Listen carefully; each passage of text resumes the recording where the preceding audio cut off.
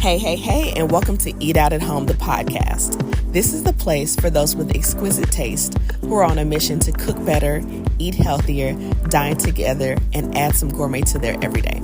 I'm your host, Chef Evelyn, and on this podcast, we talk about all things food, cooking, baking, and entertaining as I share stories from my well-seasoned career as a professional chef for over 20 years.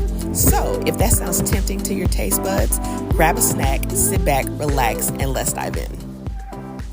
Hey, and welcome back to another episode. So today, I just want to share a couple of things that I'm doing that have really helped me stay on track with my goal of eating out at home 6 days a week. So these aren't anything mind-blowing or, completely innovative or revolutionary, but it's just some things that I have observed about myself and my particular eating habits that, I've had to be mindful of or manage or pay attention to in my process of eating out at home that I've noticed about myself over the past several months. And, maybe, it'll help you to, if you are on a eating out at home journey as well, it'll help you to maybe identify some things in your own eating patterns, cooking patterns, and things like that.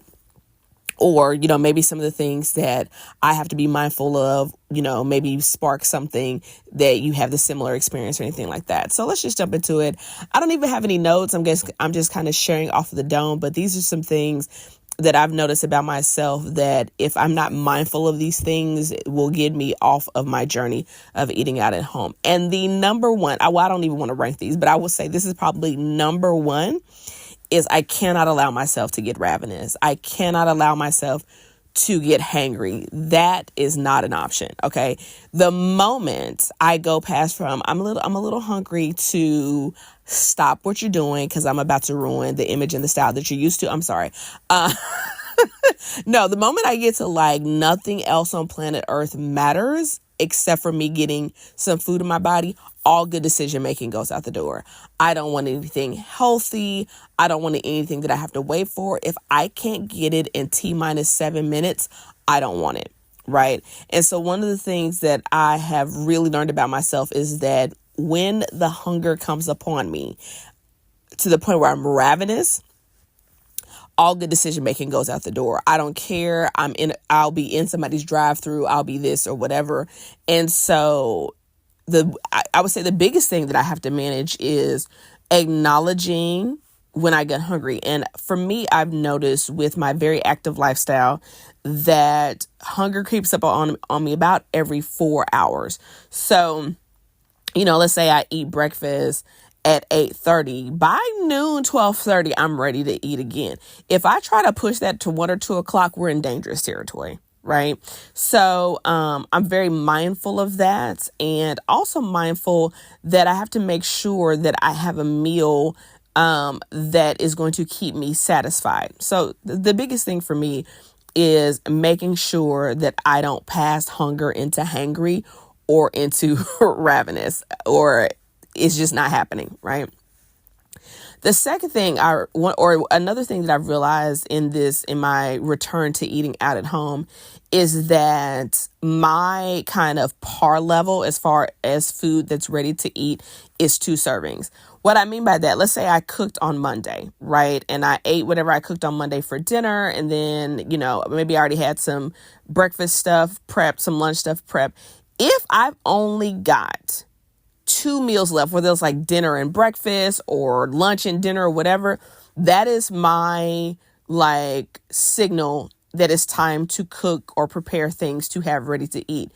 If I get to the point where I'm hungry, not even ravenous like we talked about in the first step, or hangry, and I open up my refrigerator and there's not something already prepared for me to eat, again, we're in dangerous territory, because now I've got to cook while I'm hungry.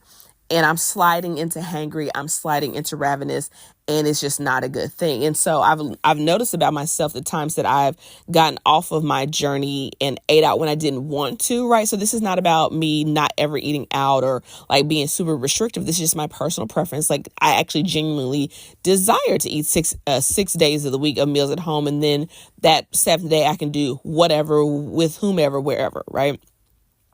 But I've noticed if I get down to the point where it's like I've only got 2 meals left, whatever those 2 meals left are, and that is my sign that, oh, everything else needs to pause and I need to cook, because by the time I get to that last meal, I need to have food already ready to go for me. Okay. So I will say for myself particular, I'm not a big prep everything at the beginning of the week kind of person. I do like having, excuse me, boiled eggs. For breakfast, particularly on the days where I'm working out. I do like having, smoothie packs in the freezer and things like that. But for the most part, I need a little bit more variety. And so the idea of cooking everything on a Sunday and eating it through Saturday, that form of meal prepping doesn't work for me. The form that does work for me is probably 2 to 3 days at a time, probably 2 days at a time, because that's also about as many servings as I'm going to want of whatever I prepare. And then I'm ready for something different. Now, to be fair, I also have, a lifestyle, a work schedule, a family structure. I am a single woman, child free. I work for myself.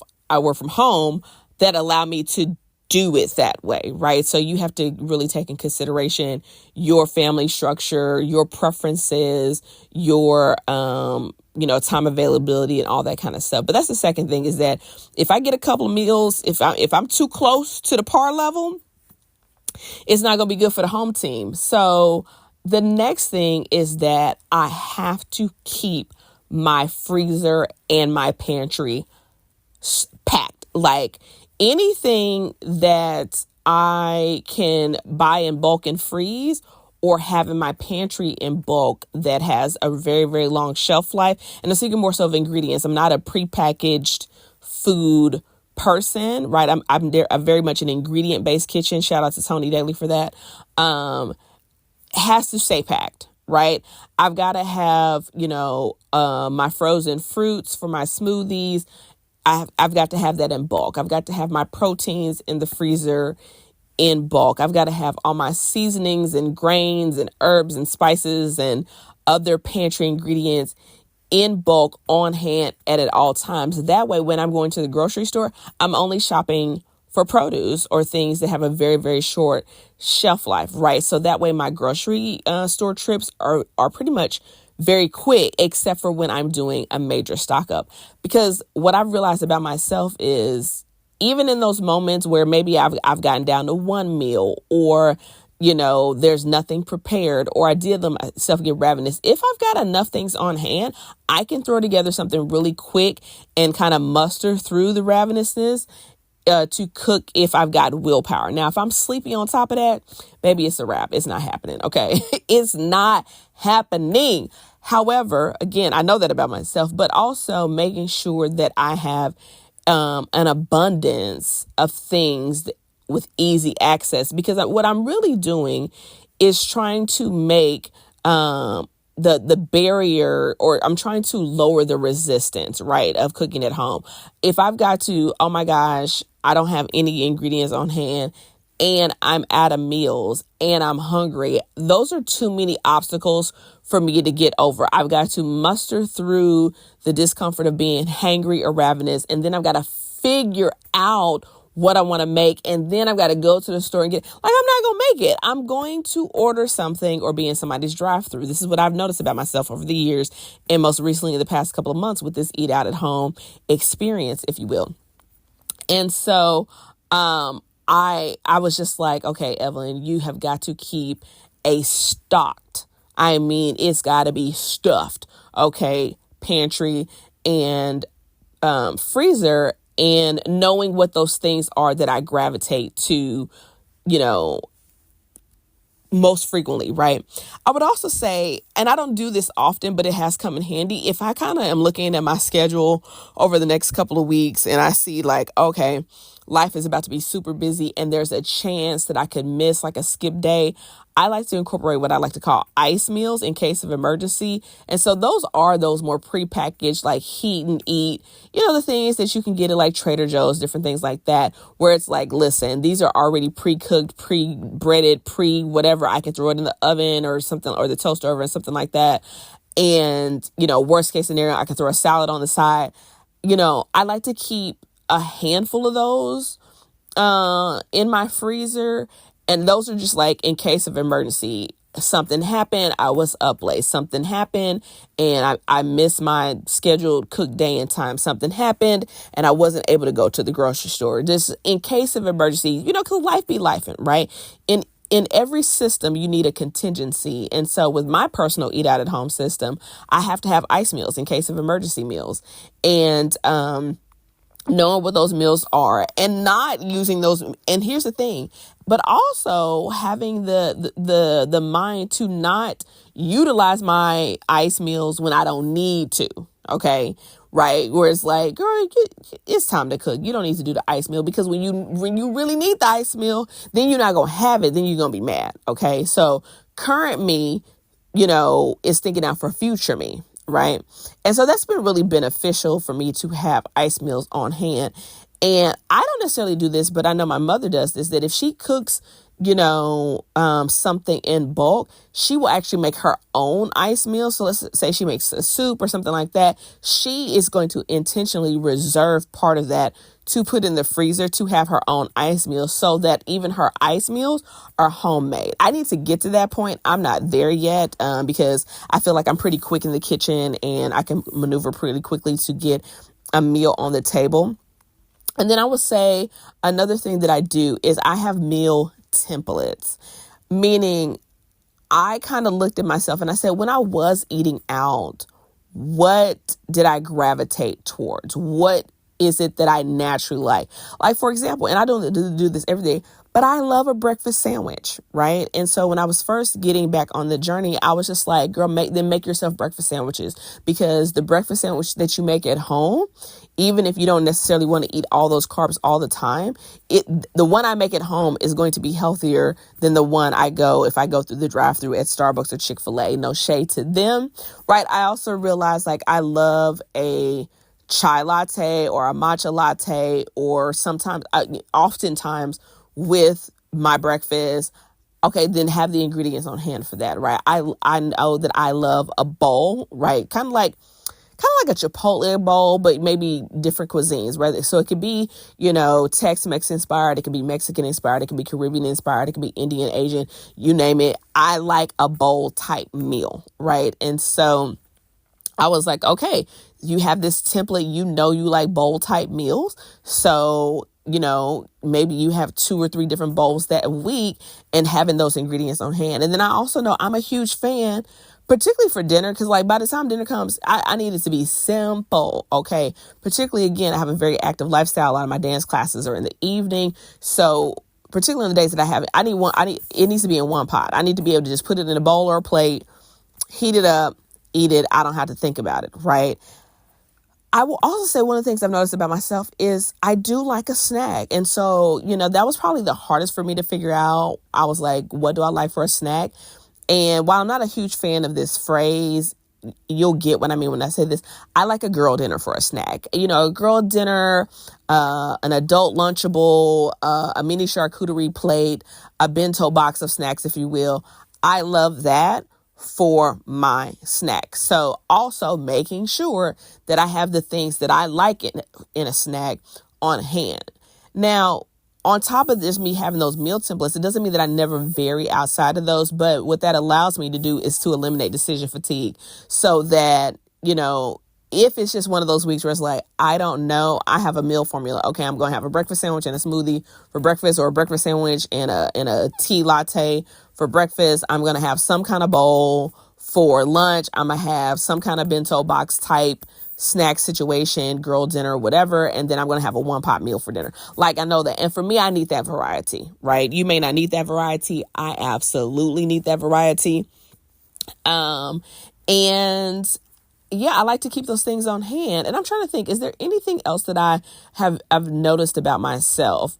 Oh, not only with my meal templates, as far as, being like what kind of meals that I like to have, I'm also clear on the composition that I like to have. So for example, I know for my breakfast, I want a protein, a vegetable, and a fruit, right?